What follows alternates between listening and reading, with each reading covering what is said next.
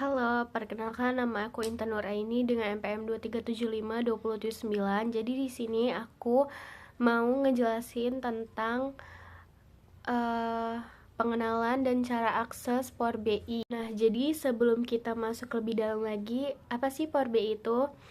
Jadi Power BI itu adalah platform bisnis intelijen buatan Microsoft yang digunakan untuk mengolah, menganalisis, dan memvisualisasi data. Intinya Power BI itu ngebantu kita ngubah data mentah jadi informasi yang bisa dibaca dengan mata dalam bentuk grafik, tabel, dan dashboard interaktif. Nah, di sini juga ada cara akses Power BI. Jadi cara akses Power BI itu ada dua. Yang pertama Power BI desktop. Jadi ini versi gratisnya.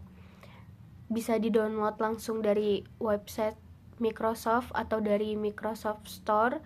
Cocok banget buat pemula, data analis, atau siapapun yang mau belajar visualisasi tanpa perlu berbayar. Nah, yang kedua itu Power BI Service atau online.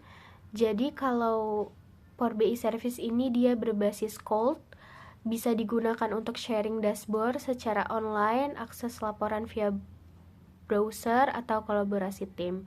Tapi yang ini butuh akun Microsoft dan beberapa fitur premiumnya berbayar.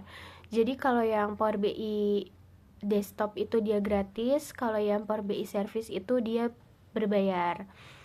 Nah, terus yang ketiga itu ada banyak pilihan sumber data atau many data resource. Power BI itu fleksibel banget karena bisa ambil data dari banyak sumber. Kita juga bisa ambil data dari Excel, SharePoint, Google Sheet, SQL Server, web, dan bahkan dari layanan cold kayak Azure atau Salesforce. Cuma tinggal klik get data, pilih sumbernya, dan hubungkan. Dah, mudah banget kan? Nah, terus itu ada transformasi data atau Power Query. Setelah data masuk, biasanya kita nggak langsung bisa pakai. Nah, disinilah Power Query masuk. Jadi, apa sih Power Query itu? Power Query adalah tempat kita bersihin dan ubah data, misalnya mau hapus kolom, ubah format, filter data, gabung tabel, atau bikin kolom baru. Semua bisa dilakuin lewat interface yang user friendly, dan kerennya setiap langkah transformasi itu terekam otomatis. Jadi prosesnya bisa diulang tanpa coding berat.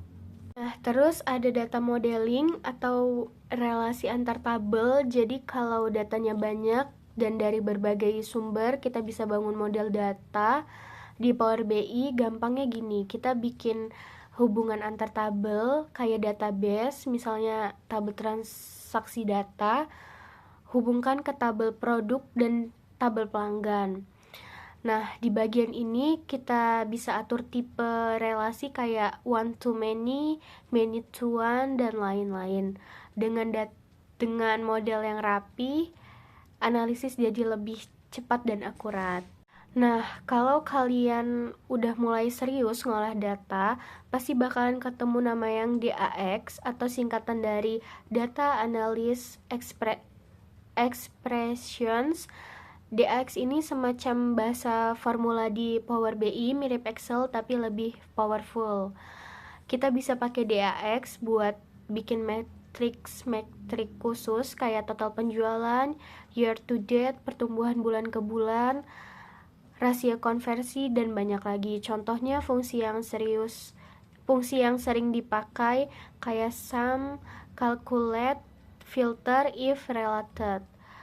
Nah, terus nggak cuman itu, Power BI juga nyediain kita time and focus visual.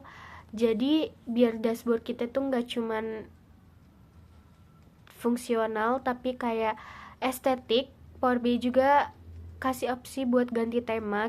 Kita juga bisa pilih background, font, sesuai brand atau selera yang kita mau.